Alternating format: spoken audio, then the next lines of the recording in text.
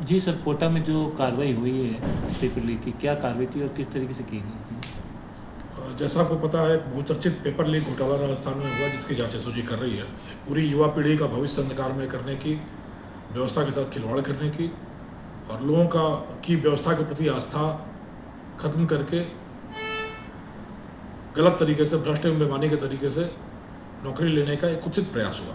इसको लेकर paper leak का घोटाला चल रहा है। जब आम जन की व्यवस्था में विश्वसनीयता की बात आई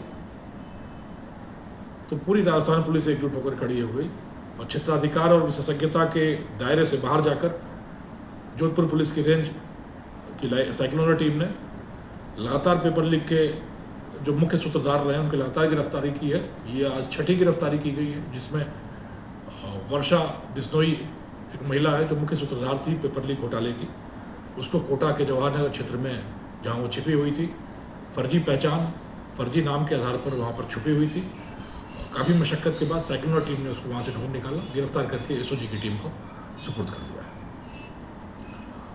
वर्षा बिश्नोई स्वयं लेक्चरर थी और अपनी प्रतिभा और मेधा का गलत इस्तेमाल करते हुए इसने डमी कैंडिडेट्स का जुगाड़ करके और इस सारे जुगाड़ का एक किंग पिन के रूप में काम करते हुए इसने इस पूरे अपराध को अंजाम दिया था।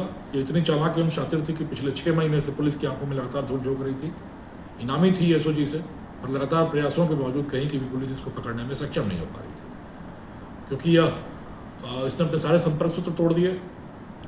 सामान्य तकनीकी जो मोबाइल होता है उस पर बात करना बंद कर दिया और अत्याधुनिक तरीके से ये लोगों के संपर्क में थी। करीब 3 महीने की मशक्क़त के बाद साइक्लोनर टीम ने इसकी लोकेशन कोटा ढूंढ निकाली।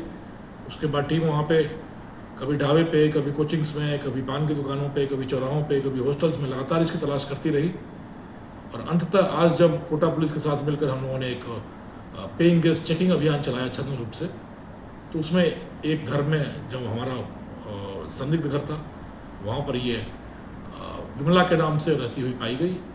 प्रारंभिक पूछताछ में इसका अपना नाम विमला दिखाया, फर्जी आधार कार्ड भी दिखाया, पर सख्त पूछताछ के बाद ये टूट गई और इसने स्वीकार कर लिया कि वर्षा बिश्नोई है। वहाँ रह के ये the laws of human nature इस किताब का गहन अध्ययन कर रही थी, ताकि किस तरीके से शराफत का मुखौटा लगाकर फिर से समाज में आया जा सके, इसकी तैयारियाँ कर रही थी। टीम ने गिरफ्तार करके इसको एसओजी को जयपुर में सुपुर्द कर दिया है। न सिर्फ साइक्लोनर टीम की, न सिर्फ जोधपुर रेंज पुलिस की, बल्कि ये पूरे राजस्थान पुलिस के लिए ये एक बहुत बड़ी कामयाबी है और तथा यह इस चीज़ का प्रतीक है, या इस चीज़ का संकेत है कि अपराधी कितना भी बड़ा हो, कितना भी चालाक हो, राजस्थान पुलिस के कानून के शिकंजे से कभी नहीं बच सकता और अंततः उसको अपने किए की सज़ा भुगतनी होगी। पुलिस के शिकंजे में आना पड़ेगा और जो भी अपराध किया है उसकी सज़ा भुगतनी ही पड़ेगी। और साथ ही साथ यह भी संदेश गया है कि युवा पीढ़ी की आस्था और विश्वास व्यवस्था के प्रति उतना ही सुदृढ़ होना चाहिए जितना पहले था। 1-2 इस तरह की अपवाद की घटनाएं हुई हैं, और इस पर पूरी व्यवस्था, पूरी पुलिस मिलकर इनको निर्मूल करेगी, इनको नेस्तनाबूद करेगी, ताकि वही पारदर्शी, वही स्वच्छ एवं निष्पक्ष व्यवस्था कायम रहे और लोगों को ईमानदारी से, सच्चाई से, सत्यनिष्ठा से अपने परिश्रम के बल पर अपना काम हासिल होता है।